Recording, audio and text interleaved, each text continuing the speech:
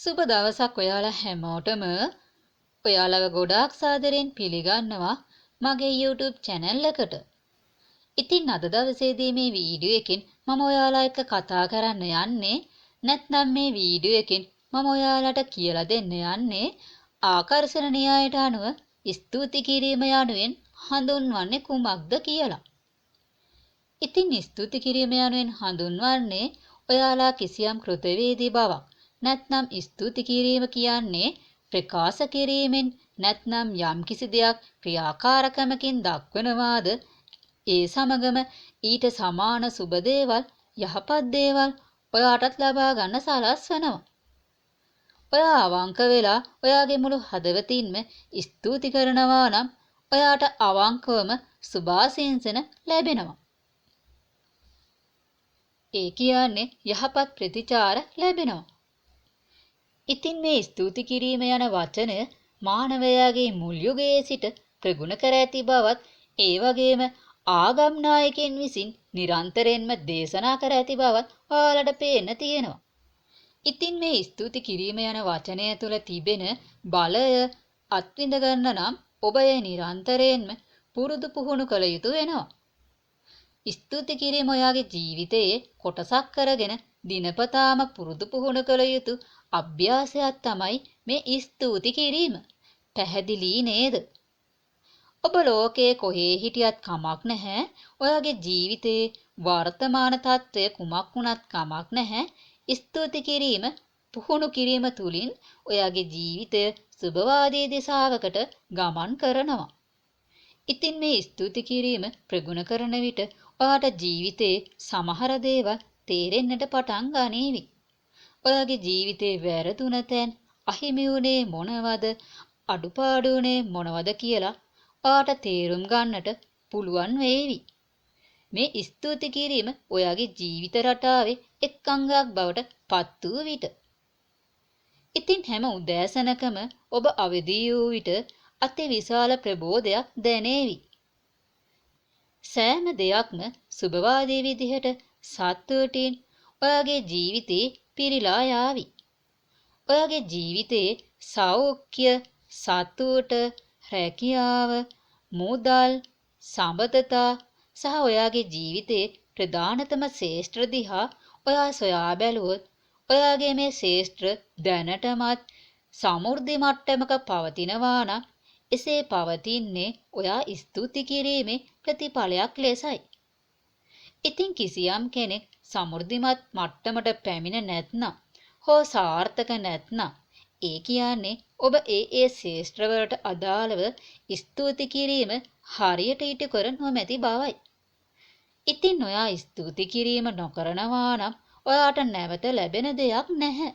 ඉතින් ඔයාගේ ජීවිතේට ලැබෙන දේවල් ආකර්ෂණය වෙන දේවල් වළක්වාගෙන තියෙනවා.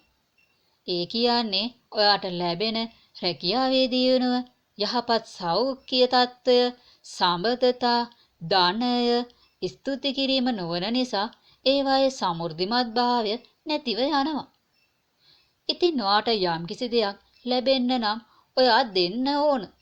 ඒක තමයි විශ්ව නීතිය. ඒ කියන්නේ ස්තුති කිරීම දීමෙන් ඔයාට බොහෝ දේ ලැබෙනවා. ඔයා දියුණු වෙනවා. ඉතින් එසේ කරන්නේ නැත්නම් ඔයාට තිබෙන දේවල් පමණක් නෙවෙයි ඔයාට ලැබෙන දේවල් අහිමි වෙනවා.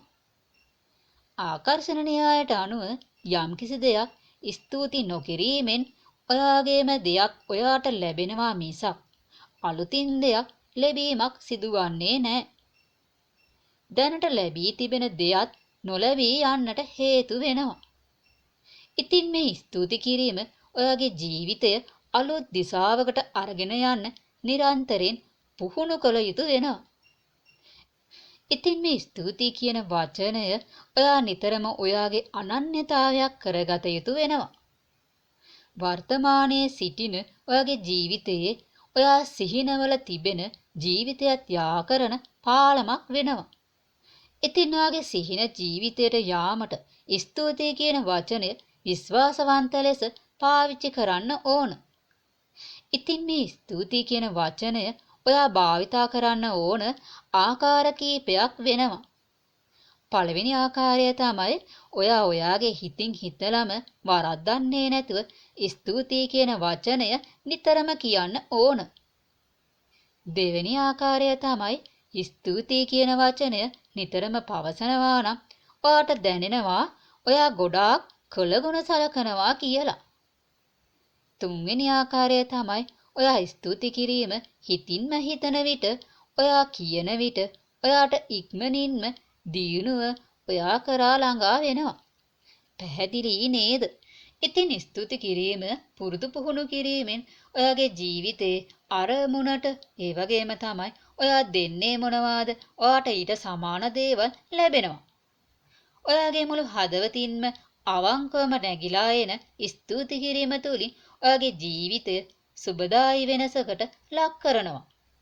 ඔබ ස්තුති කිරීම ප්‍රගුණ කිරීම තුළින් ඔයාගේ දිනපොතට එක් කර ගැනීම ඉතා පහසු දෙයක් කියලා ඔයා සොයාගත්තාට පසුව එහි පුදුම සහගත සාර්ථක ප්‍රතිඵල ඔයාට ලැබුණ විට ඔයා දැනට මේ පුරුදු වෙලා ඉන්න මැලවුණු ජීවිතය නම් නැවත කිසි දිනක ආපසු වෙන එකක් නැහැ. ඔයා ස්තුති කිරීම පුහුණු කළ විට ඔයාගේ ජීවිතය වෙනස් වේවි. දිනපතාම පුහුණු කළ විට නොසිතූ ලෙස පුදුමාකාර ලෙස විශ්වාස කළ නොහැකි තරමට හුඟක් වෙනස් වේවි. ඔයා ඔයාගේ ස්තුති කිරීම ප්‍රකාශ කරන විට අමතක නොකළ යුතුම දෙයක් තියෙනවා. ඒක තමයි ඊටාම උසස් අගය කිරීම වන්නේ ස්තුති කිරීම වචනය උච්චාරණය කිරීම නොවේ. ඒ වචනය කෙරෙහි ඔයා ලොකු විශ්වාසයක් තියන්න ඕන. ඉතින් ඔයාගේ ජීවිතේ සෞඛ්‍ය, ධනය, අධ්‍යාපනය, රැකියාව ආදී සියලු පැතිකඩයන්හි තිබෙන කුඩාම බලාපොරොත්තුවේ සිට විශාල බලාපොරොත්තු සිහින දක්වාම සිහින සැබෑ කරගන්නට ස්තුති කිරීම පුරුදු පුහුණු කරගන්නට ඕන. ස්තුති කිරීම තුළින් ඔයාගේ ඍණාත්මක අසුභවාදී තත්ත්වයන් සහ ප්‍රශ්න ඉවත් කරගන්නට මෙම වචනය ඉතාම ප්‍රබල වෙනවා.